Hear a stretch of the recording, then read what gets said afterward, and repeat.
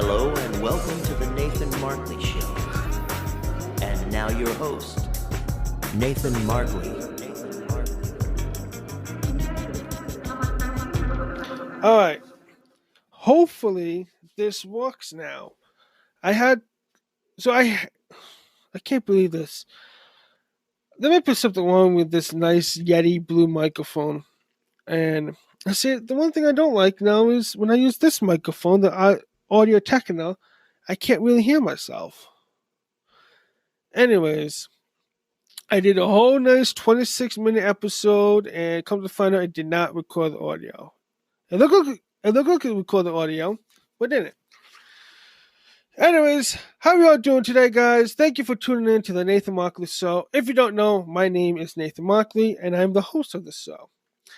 And it's been a while since I've uploaded a new podcast episode, and that's because I've been trying to think about some topics to talk about and where I want this show to go. And I think I found out where I want it. I think I figured it out, and it's going to be like a talk show, me talking about stuff, kind of like those talk shows you see on TV, like was it Today's Show, The View, Dr. Oz, Oprah Winfrey Show, Rachel Way, Ellen DeGeneres, Dr. Phil. Maybe not Dr. Phil. I'm not a doctor. But you get the point, It's going to be fun. It's going to be interesting. And just tune in, I'm going to talk about my life with autism. And then I'm also going to talk about... I'll move the microphone a little bit. And I'm going to have some people on, like interviews.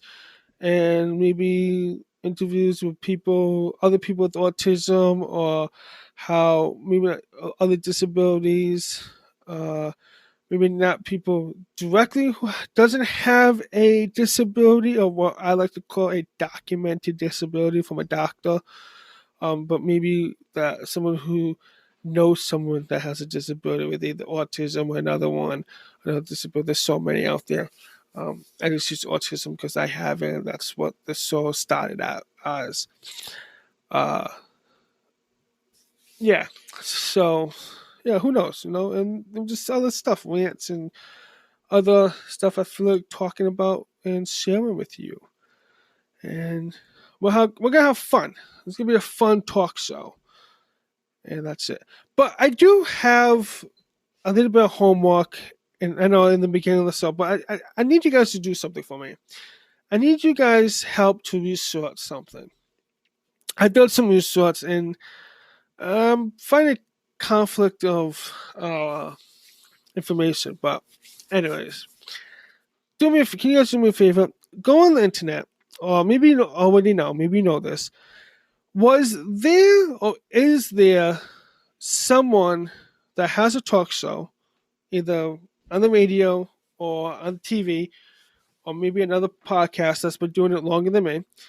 If it's a podcast, if this person has a podcast that's been longer than started before 2014, because that's when I started podcasting. But radio, TV show, that's been long before podcasting became.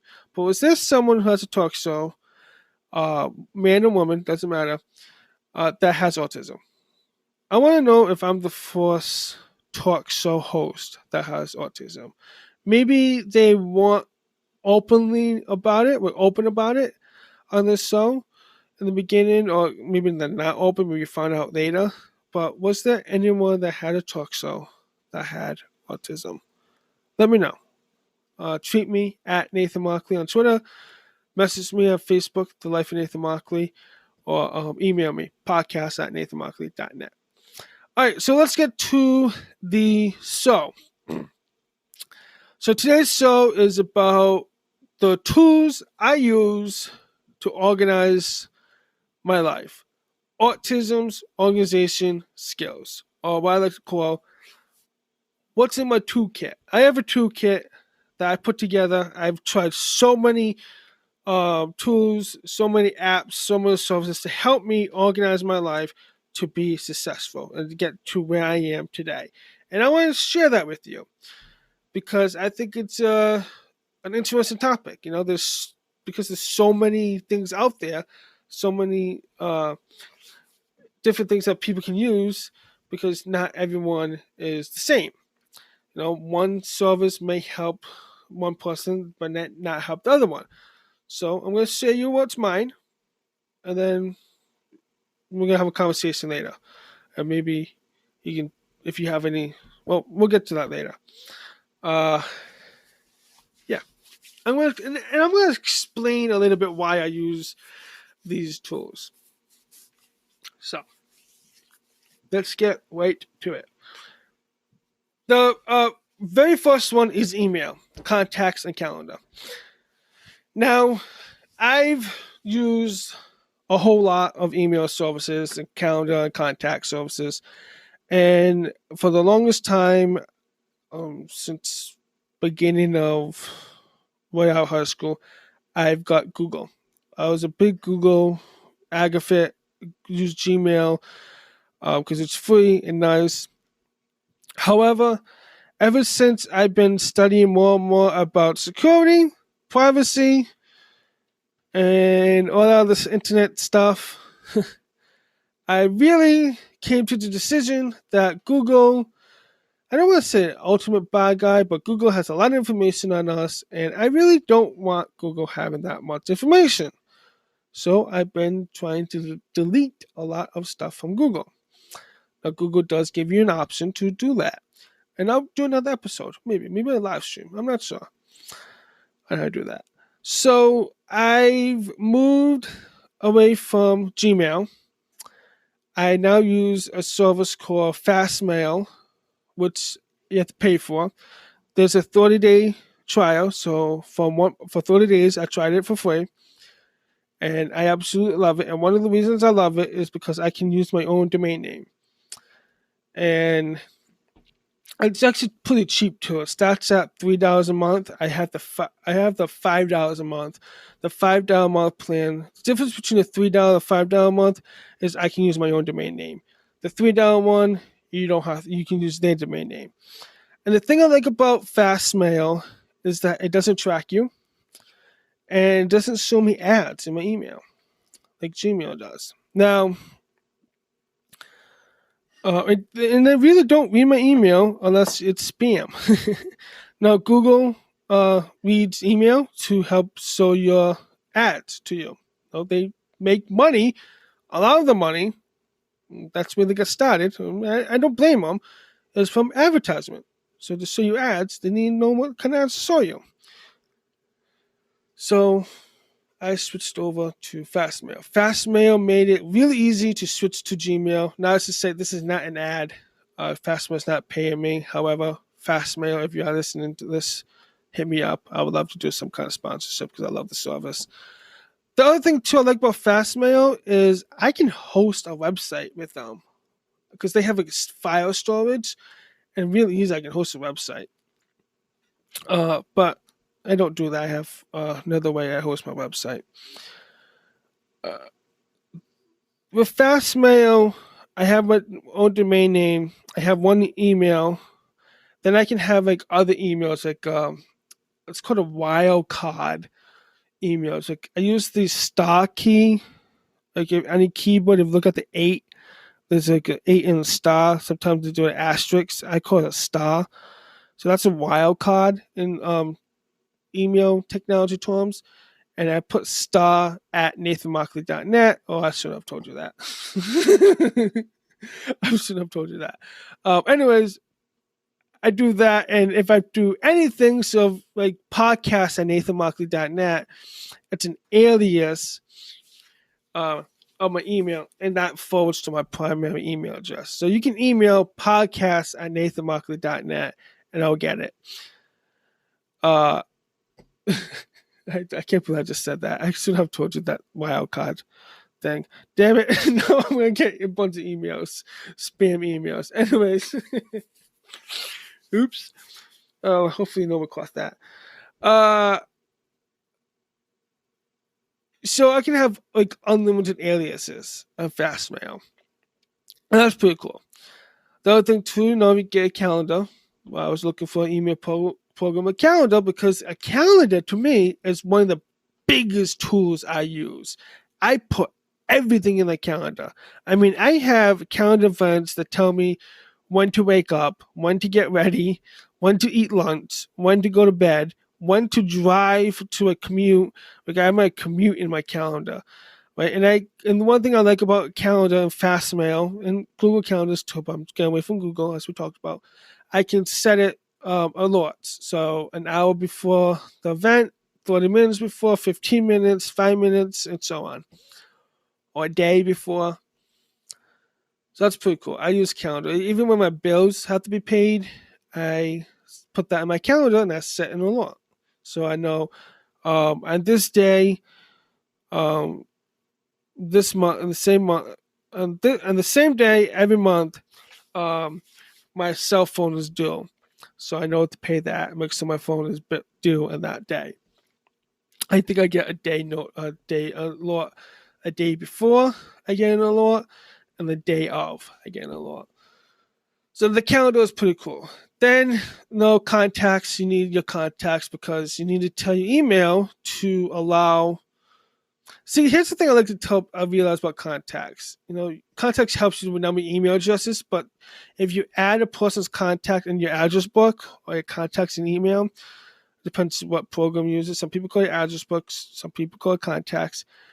It's kind of a whitelist, and whitelist is good. You want to whitelist stuff, so you're telling your email program that anyone in my contacts don't just bypass the spam filter, right? I mean, well, it doesn't completely bypass; it does check spam, but normally it'll bypass the spam filter unless it detects something in there, because the system does read the subject line, whatever. But majority of times it'll just bypass it. So that's good. You want, like, from your parents or your teachers or your work, you want to bypass the spam filter because you want to get the email. Because otherwise, when they say we can set up for a newsletter, it says add this email address to your contacts, so this way it doesn't get sent to spam. Anyways, that's that. And then my other contacts, I have it on my phone. I don't sync them to Google Contacts anymore. However, my phone contacts I still sync to Google because I use Android, and my Android is backed up to Google Drive. So if I set up a new phone or I got a new phone, something happens to this phone, I can sign into this Google thing, and everything on my phone is there. And I'll talk more about that in the end. But before I move on to the next things, let's take a short break and hear a word from our sponsor. All right, we're back. So, what was I talking about? Oh yeah, phone contacts. Phone contacts. I save them on my phone, and I also save them to Fastmail. So it's two places. Sometimes I just save them to my phone, and then I'll just use Fast. If I need to email them, I upload it to Fastmail later. But then it backs up to Google Drive. The next thing, I use OneDrive, which is file storage, because I find that I type a lot faster than written. So I try notebooks, but writing is not my strong suit. So I type everything, and truthfully, I have the technology to go green and use no more paper. So I save everything in OneDrive. And I have other backups too, but I save everything in OneDrive, and I can access all my files on my phone, on my desktop, on my laptop, or any computer I sign in to my Microsoft account. And that's pretty nice. The other thing too is, for instance, if I get a bill in the mail, an invoice, or whatever, something that they don't, for some reason, they still send out paper copies of stuff.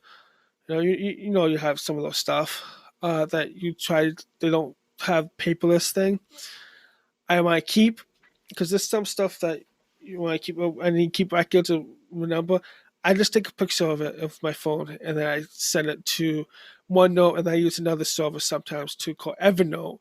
We'll move on to Evernote. Evernote is a great note-taking app and another file storage. Like I store everything. I store all my notes. But yeah, I'll get to Evernote in a second because I want to go in more depth. But OneDrive is nice, and yeah. But back to Evernote, I take everything from class notes to meeting notes, lists, things I have to get done. I can do check boxes. I can have a due date. Evernote also has the option to do like due dates and reminders.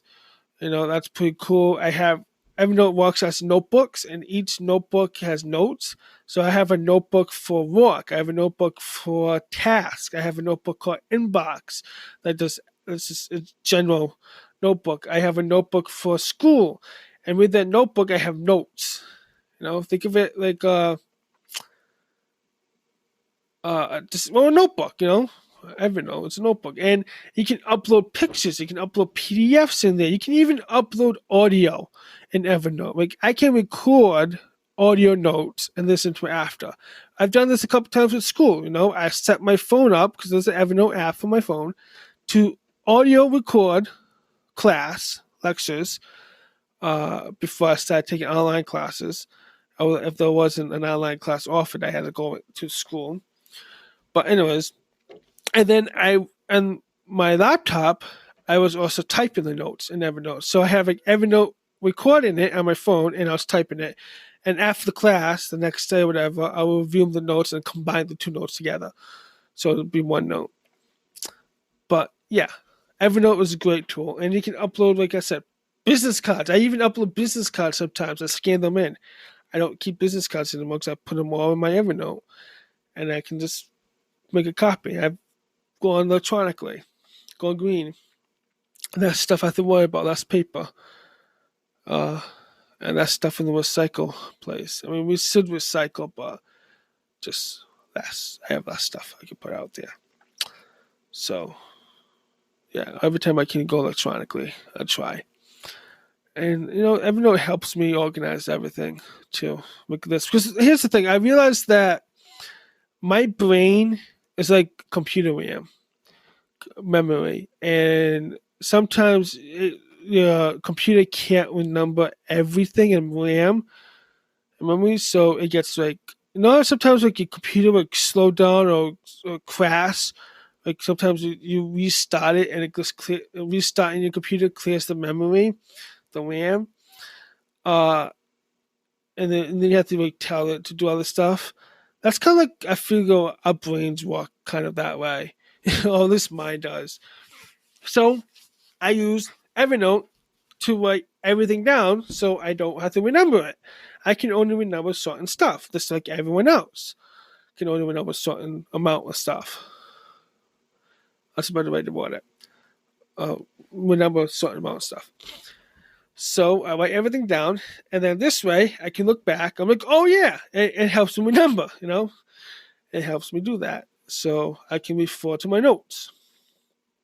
I can't believe it took me this long to figure that one out. But anyways, yeah, that's the analogy I recently found out. Is like your brains are like RAM, and RAM, it's very volatile. Is it volatile? Non-volatile? Volatile? I think it's volatile. Volatile. Well, I can't pronounce that word. But RAM, pretty much RAM doesn't store the information. It's temporary storage, and then if you restart it, it just deletes it. I'll talk about later how to restart your brain, or how I do it. But yeah, because sometimes your brain crashes and you have to reboot. Yeah. Moving on. The other thing I use is Amazon Photos. I used to use Google Photos because it's free. Amazon Photos is also free if you have Amazon Prime. If you don't have Amazon Prime, you can buy Amazon Photos. But the difference between Google Photos and Amazon Photos, it's free unlimited storage for both. But with Amazon Photos, they store the full resolution of the photo. Google Photos, if you choose the free unlimited option, they kind of decrease your file size. So it's not like the full file size of the resolution. Now, it's all right for most of us, but because I was trying to get away from Google, and also I kind of want the full resolution because I'm a photographer and a nature photographer, an amateur photographer, amateur photographer. I take landscapes, I take anything nature. So I want that full resolution. I've taken it with my phone because Amazon Photos has an app, so Google Photos. So I want the full resolution. So if I blow it up to a poster size, it doesn't look too grainy. It actually works well. So I also use Amazon Photos to store like photos I take with my camera too. So I want that full resolution too. But yeah, no, it backs up my phone, my photos from my phone to Amazon Photos really nicely. When I take a photo with my phone, within a few minutes, it's on Amazon Photos, so I can access it on my computer, my laptop or desktop, and the web. And because there's an app for desktop app for that, and I can just download it from there and edit it or upload it wherever I want. So Amazon Photos is pretty cool. The next thing and the last thing I want to talk about is called Grammarly. Grammarly is an awesome service. It's web-based. There's also one for Microsoft Word, an add-on for Microsoft Word and Outlook in your desktop and your phone. Grammarly helps you spell it because I'm not a great writer. I'm not a great spell checker. My spelling and grammar is horrible. Now, I've gotten better over the years. I've taken tons of classes in English and writing at college and also working for 10 years in an organization, right, professionally. That way, I'm always learning, but I'm still not great. And Grammarly, once I found this out, I'm like, this is an awesome app, awesome service. There's a free version, which the free version, the basic, it's great enough. There's an add-on for Firefox, so Chrome browser, and yeah, it's pretty awesome. So it detects spelling, grammar, but it just doesn't tell you like you should this is the correct spelling. It will actually tell you why it's using that spelling, or why you should use a period instead of a semicolon, or a comma instead of a semicolon, or vice versa. And it'll actually tell you. It'll tell you maybe you should insert a verb, or this paragraph or this sentence is a run-on paragraph, run-on sentence, or it's missing a verb or adjective, or you should replace it with something else. And it'll give you some suggestions. So that's great. So it's teaching you, it's teaching me how to be a better writer. And I love that. That is one of the best features of Grammarly, that it teaches you. So if you use Grammarly right, you learn from Grammarly. Now, granted, there's a few things like Grammarly, because it's a system and we all have certain tone we write in. You write in a certain tone, professionally, personally, love letters, friendship, all that stuff. Grammarly sometimes may suggest something that is not correct, but that's normal. You just have to know. It's common sense there. You have to use some common sense in that one. But overall, it's great. And Grammarly, to me, it's gotten better. Grammarly just added a new feature. It can tell you the mood of my writing. It text. I started typing one thing I use it all the time. It told me that this is a professional thing, or this mood is like very happy or very sad. I'm like, Grammarly's AI has gotten awesome. It tells me the mood of my writing. That's pretty awesome. And the fact that it's free, it's best. Now, there's a premium version. I have the premium version because, well, I like it, so I'm going to support that business if I like. I don't know why I pay for it.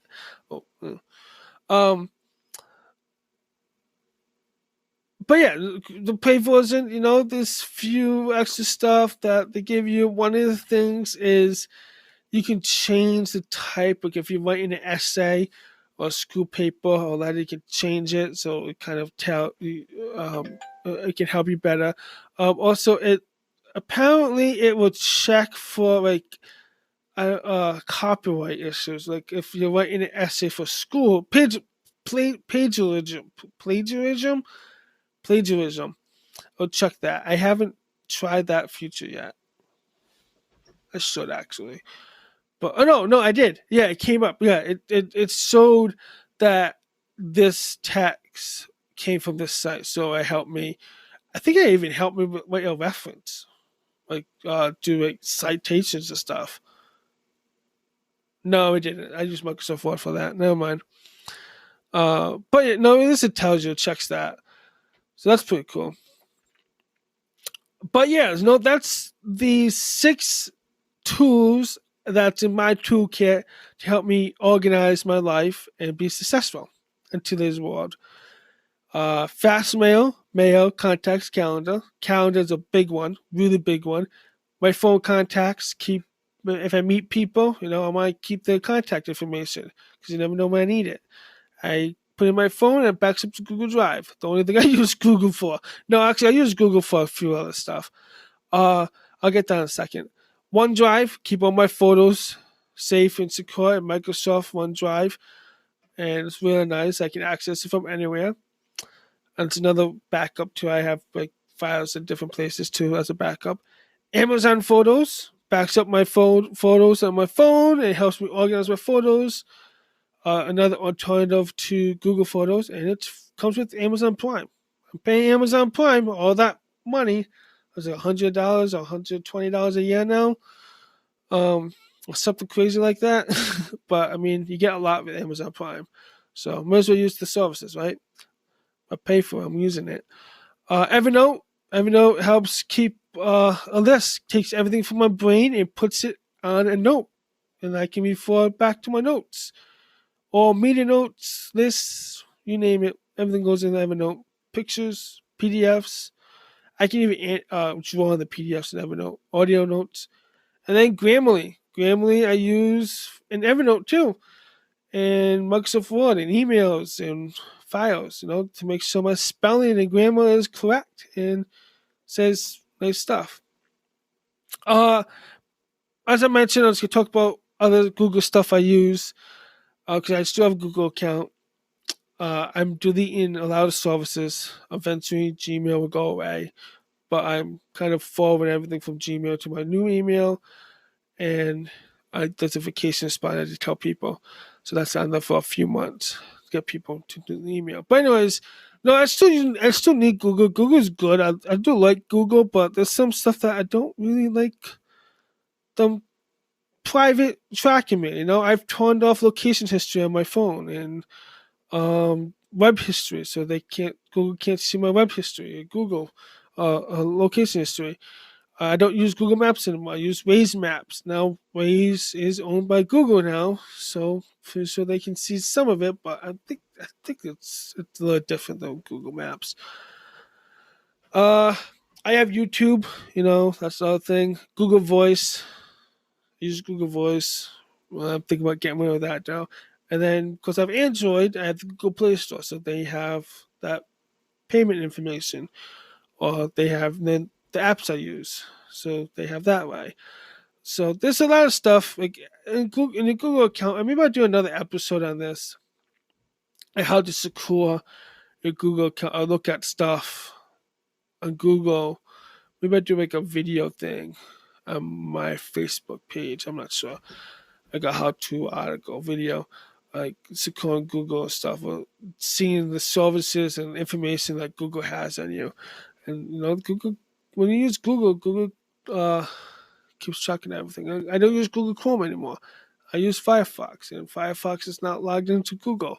Nope, I lied. It is logged into Google. When I use YouTube, but that's the only thing I use Google for. And Firefox, I think.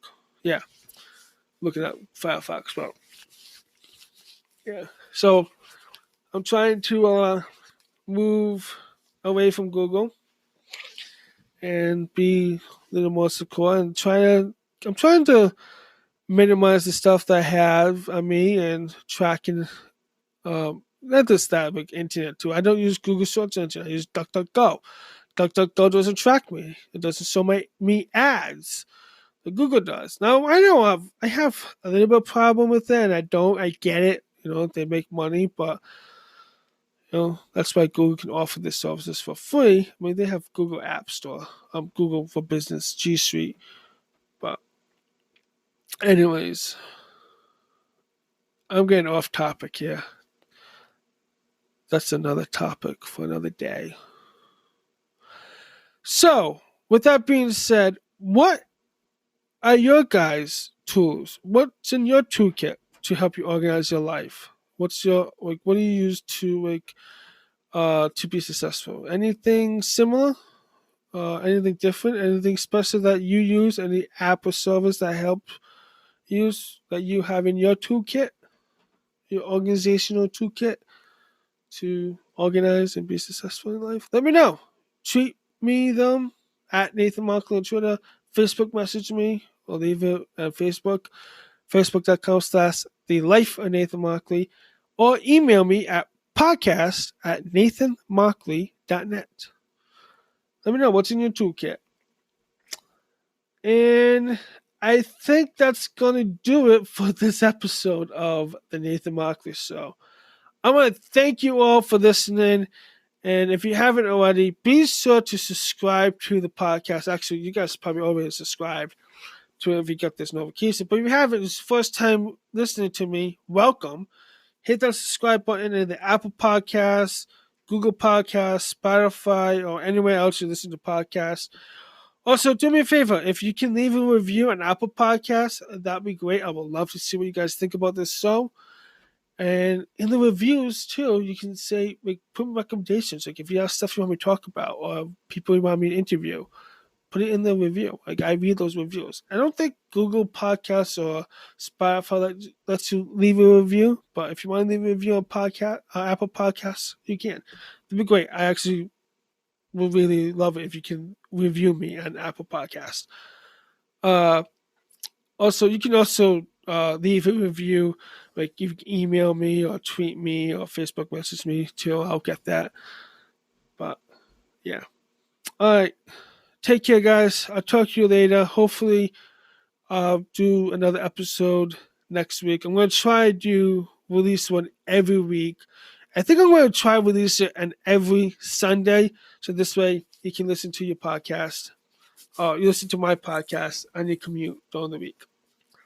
And we can talk about it. We can continue this on social media, a conversation on social media. So, with that being said, thank you again for listening. I'll see you all next week, hopefully. Till then, peace, good night, and don't let the bed bugs bite. Bye, guys. You have been listening to The Nathan Markley Show.